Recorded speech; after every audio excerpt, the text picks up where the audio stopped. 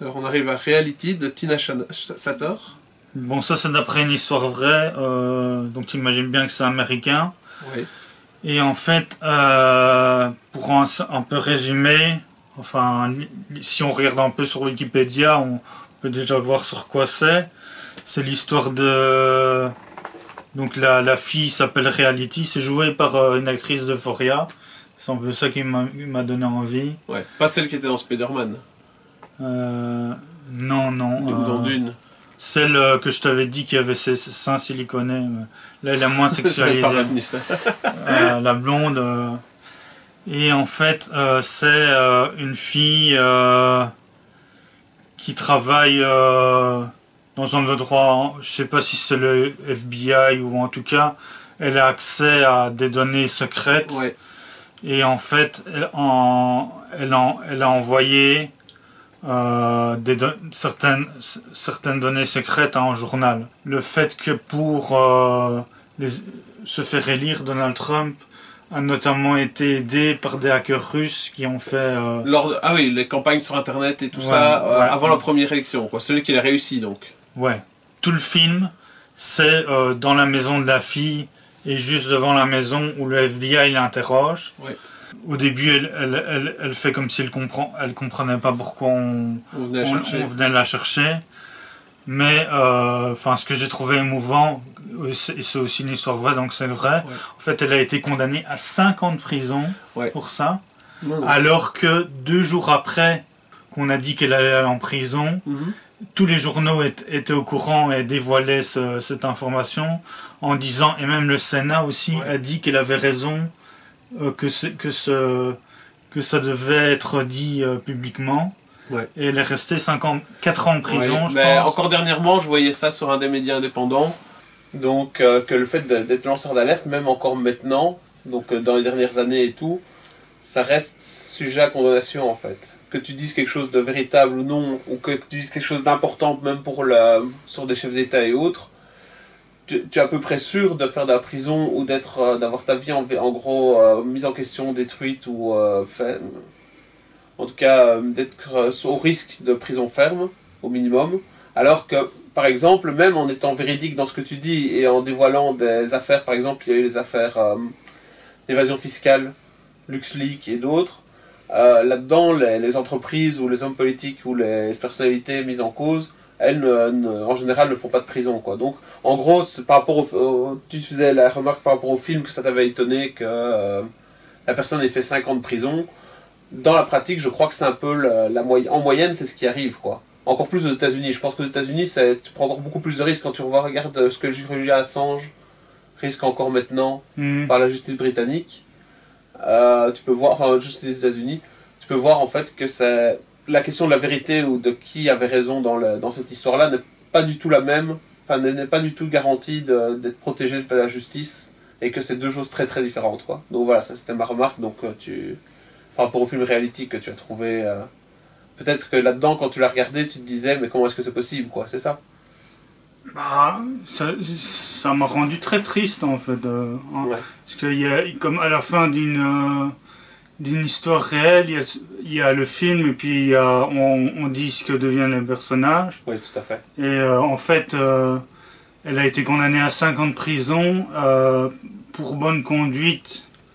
Je crois qu'elle en a fait 3 fermes. Ouais. Et en fait, elle est toujours à domicile. Avec un bracelet. Un bracelet jusqu'en novembre 2024. D'accord. Alors que tu vois, l'élection de Donald Trump, ça date quand même d'un certain paquet de temps, quoi. Elle est toujours là-dessus, quoi. Oui, tout à fait. Mais c'est quelque chose qui est vraiment encore pris très au sérieux par la justice et vu comme les mauvais, ce sont les lanceurs d'alerte, quoi. Même lorsqu'il y a quelque chose de majeur, comme des élections présidentielles qui sont faussées, quoi. Ouais, mais ça m'avait marqué aussi que les politiques... Tous les politiques, à peu près, ont dit cette information devait sortir, et malgré ça, elle a été condamnée à 5 ans de prison, quoi. La main de Danny Philippou et Michael Philippou. Bon, bah, qui sont les frères Philippou? Sans doute les frères Philippou, en tout cas de la même famille. Et donc ça, c'est un film d'horreur. Ouais. C'est... produit par le label qui fait beaucoup de films indépendants. Je sais pas si tu suis un peu les films A24. Non, pas vraiment. En fait, j'en parle parce qu'il y a quand même... C'est quoi, c'est français? Non, c'est américain, mais ouais. Ce film-là est australien. Donc c'est pour tout ce qui est anglo-saxon, quoi. Et j'en parle parce qu'il y a quelques films dans la liste qui sont labellisés A24. En fait, donc c'est pour des films indépendants. Par exemple, je crois que le Sofia Coppola qui vient de sortir est aussi A24. Ok. Et dans les séries, la plus connue, c'est A24, c'est Euphoria. Ouais. Et mais je sais plus qui disait, enfin ça c'est des bons films qui sortent chez A24, mais je sais plus qui disait que maintenant le fait qu'un film soit indépendant c'est devenu un argument commercial, quoi. Je suis pas sûr du tout, hein, vu quand même la différence peut-être c'est que Hollywood est devenu tellement omnubilé, monopolisé par les franchises, le manque de scénario, quoi, le recyclage d'idées, ils n'ont plus d'idées originales, quoi. Tu reprends des comics, des jeux vidéo, des films d'il y a longtemps, enfin des remakes, etc. Que ce qui se fait de créatif, quoi, vient de l'indépendant. Donc oui, par défaut, c'est un argument commercial, mais je crois que ça plus qu'avant, peut-être parce que Hollywood est en faillite, est en banqueroute, quoi, et de scénarios, quoi. De vrais scénarios originaux, et que les scénarios originaux arrivent sur les Netflix, sur Amazon ou d'autres, ou par des indépendants, quoi. Ouais. Donc, oui, sans doute, mais est-ce que c'est une mauvaise chose, tu vois? Moi j'aurais du mal à voir ça comme un mauvais argument commercial, quoi. Ouais, mais je sais plus quelle critique c'était. Il disait que certains films indépendants étaient faits de façon un peu malhonnête, quoi. De façon on fait de l'indépendant, on fait de l'indépendant, mais en fait c'est cynique, quoi. Tu vois ce que je veux dire? Oui, mais bon. Écoute, du moment que par exemple ici La Main, je suppose que c'est un scénario original, quoi, malgré tout, quoi. Ouais. Bah, oui, ok, peut-être qu'il y a un côté comme ça, quoi, mais si tu vois la tendance actuelle d'Hollywood en même temps, t'as pas trop le choix non plus, si on veut, par certains côtés, si tu veux faire quelque chose d'original. Donc voilà, moi je prendrais pas ça spécialement au sérieux, ou en tout cas peut-être pas sous cet angle-là, quoi. Et qu'est-ce que tu as pensé du film lui-même? Bah, si je l'ai mis si haut, c'est que j'ai plutôt aimé. En fait, le pitch, c'est en film avec des jeunes gens fin du secondaire, donc fin du lycée. Ouais. Et en fait, ils vont à une soirée. Et là, ce qui se passe, c'est que une personne a une espèce de main, une main qui a été sculptée ou je sais pas trop quoi. Ouais. Enfin bon, une main coupée comme ça, ouais. Mais enfin qui a été faite, hein, c'est pas une vraie main, oui. Ok. Et en serrant la main, en fait, on est en contact avec un mort, quoi. Ok. Et au début, ça se passe plutôt bien, c'est même plutôt... il filme et tout ça, et c'est plutôt rigolo, quoi. Ouais. Genre, un peu comme dans Beetlejuice... Oui, t'as un contact ouais. normal, mais pas négatif. Et à un moment donné, ça commence à partir complètement en couille, quoi. Ok. Et je trouvais que la fin... mais ça, c'est un peu aussi ce qu'on a dans les films d'horreur. Comme ça se termine très mal, c'était... Enfin, j'ai trouvé ça assez original, quoi. Ouais.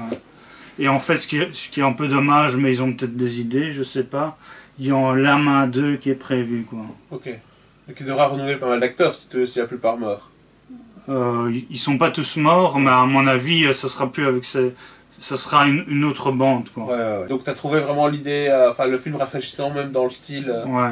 Et ça commence un peu comme avec des jeunes gens, un peu comme dans Scream. Oui, le début est un peu fait comme une comédie, mais ça se noircit.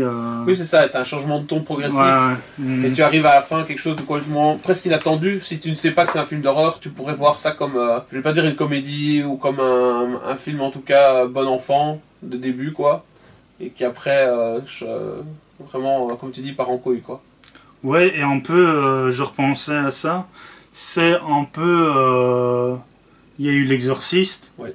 c'est un peu une version de l'Exorciste, c'est pas tout à fait la même chose, parce que c'est pas un démon, c'est des morts, mais c'est un peu l'Exorciste dévotion, mais réussi quoi. Pour toi, c'est une version bien supérieure à ce qu'ils ont tenté dans Exorcist Dévotion quoi. Ouais. Tar, de Todd Field. Ça, on en a beaucoup parlé, c'est avec Cate Blanchett. Ouais. T'as sûrement entendu parler qui joue en chef d'orchestre. Je sais pas si Non, étonnamment non en fait. Donc je n'ai pas du tout entendu parler de ça. c'est le personnage avec qui on est quoi. Par exemple, elle est lesbienne, on est toujours de son côté. Ouais. Au fur et à mesure du film, comme elle est vraiment... désagréable ou... Non, en fait, par exemple, le premier truc qui fait qu'on se dit il y a quelque chose qui va pas avec cette femme, il y a une musicienne dont elle s'occupait qui se suicide. Ouais. Et parce que elle trouvait pas de boulot. Et en fait, on voit donc Tar, Cate Blanchett, à ce moment-là, efface tous les messages qu'elle a envoyés aux personnes à qui elle a été chercher du boulot, ouais, en disant que c'était... Elle l'a blacklisté. Ouais. En gros, elle a joué sur de son rôle, enfin de sa puissance, on va dire, pour qu'elle ne soit pas réengagée, quoi. Ouais, et en fait, donc elle est lesbienne, en fait, elle avait une relation avec cette bonne femme, quoi. Ok. Et c'est pour ça qu'elle a... Et ça, c'est le twist, ou est-ce que c'est... Non, ça, entre autres, quoi. Ça, c'est un film de 2h30, et ça arrive à peu près à 1 heure de film, quoi. C'est ça. Donc après, à partir de ce moment-là, tu sais que le personnage n'est pas un personnage positif comme montré au début, comme le personnage prestigieux ou plein de qualités. Et il y a un critique qui avait dit, mais je trouve que c'est un peu exagéré, que c'était peut-être en espèce de Weinstein au féminin, quoi, tu vois. Ok, jusque-là, quoi, ouais. Ouais. Donc...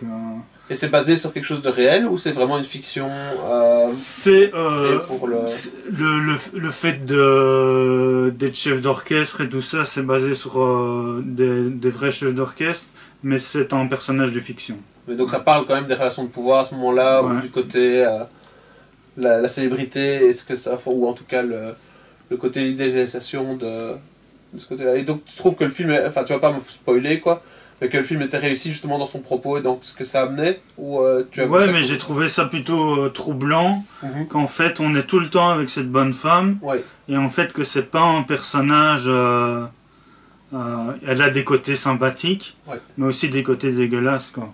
Et on est toujours... Et quoi, c'est une gradation, ou ça reste nuancé jusqu'à la fin?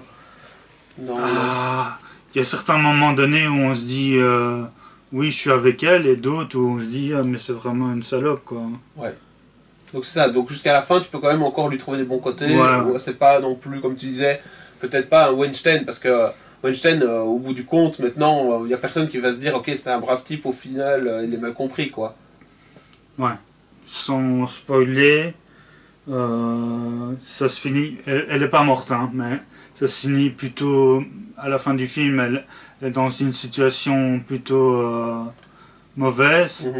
Et moi en tout cas j'ai trouvé, malgré tout ce qu'elle avait fait, à avoir de l'empathie pour elle quoi. Ouais c'est ça, donc là le film est réussi là-dessus, sur le côté portraitisation et le côté vraiment tu rentres dans le personnage et tu peux comprendre en fait son fonctionnement et comprendre dans le bon côté aussi pourquoi est-ce qu'elle fait, enfin voilà.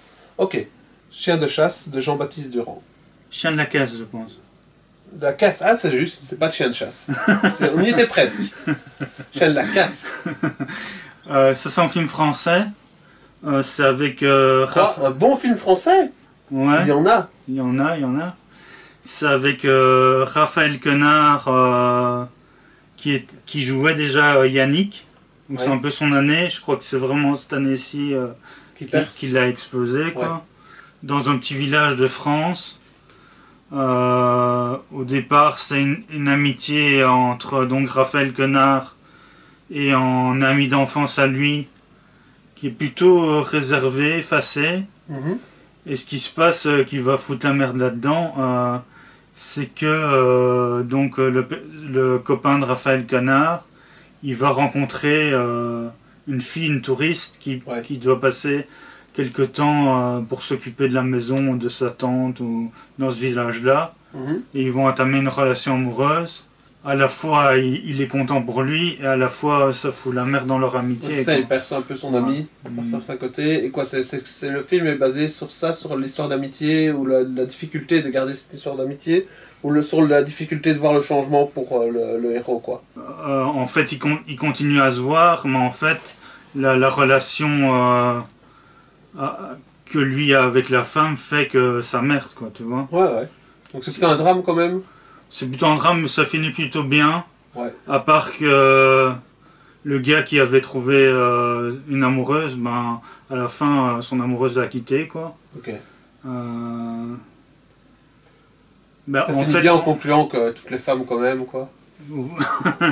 Mais en fait, donc le réalisateur, c'est pas inspiré vraiment de faits réels, mais il dit qu'il vient aussi d'un petit village. Oui. Et il disait que les relations d'amitié étaient un peu comme ça, quoi. Oui, c'est ça, c'est inspiré en partie quand même de ses expériences. D'accord. Et pourquoi Chien de la Casse? Chien de la Casse, écoute, je me suis pas posé la question, mais il y a un chien en tout cas. Quoi, la casse? Et la casse, peut-être l'amitié qui casse, je sais pas, il faudra poser la question. C'est ça, c'est pas quelque chose d'évident dans le film. Non, c'est pas comme Goutte d'Or où à la fin on sait pourquoi ça s'appelle comme ça. Faudrait poser la question au réalisateur, quoi. Ouais, un beau film. Ouais, plutôt original et Raphaël Quenard est assez impressionnant, quoi. C'est un acteur qui pour toi va rester dans le... en tout cas, qui cette année est peut-être l'acteur français de l'année, quoi. Ok. Enfin, il y a certains qui disaient c'est le nouveau Patrick Dewar, faut peut-être pas exagérer. Ça reste à voir. C'est aussi une tranche de vie, quoi, mais c'est plutôt une comédie, même quand ça se passe mal. En fait, tu rigoles de tellement c'est absurde, quoi, tu vois. Ouais. Ok, donc c'est mieux de le dire aussi, puisque c'est pas juste un film, on va pas dire négatif, mais basé sur le drame et le côté tragique, quoi, de situation qui dégénère, ou le côté noir, on va dire, de la vie en petit village et de types qui s'emmerdent ou qui font n'importe quoi. Ouais, je vais peut-être raconter juste une petite séquence pour donner, donner envie, mais pour qu'on voit comment ça se passe. En fait, ils sont au restaurant, donc le gars avec sa bonne femme, Raphaël Quenard est en couple d'amis, et à un moment donné, il commence à manger, et Raphaël Quenard, il imite son copain en faisant du bruit comme ça, le bruit de mâcher. Et puis il dit tu manges comme un porc. Et puis la fille elle dit oh tu peux pas le laisser tranquille. Tu vois, c'est comme ça que ça... Il le cherche, quoi. Donc il y a un côté à la fois comique et dramatique couplé, quoi. C'est-à-dire c'est pas... Allez. Comme tu dis, c'est tranche de vie, quoi. Donc les deux sont un peu inséparables, mais t'as quand même des moments drôles dus à ça, quoi. Bah, en fait c'est tellement... Ça va tellement loin dans le délire que en fait tu rigoles alors que tu devrais plutôt pas pleurer. Oui, c'est ça, ça n'a rien de drôle en fait si tu te mets à la place du gars, quoi. Mais Raphaël Quenard est bien pour faire ça, quoi. Ah ouais, bah, maintenant je vais aller peut-être vérifier aussi que ça donne effectivement.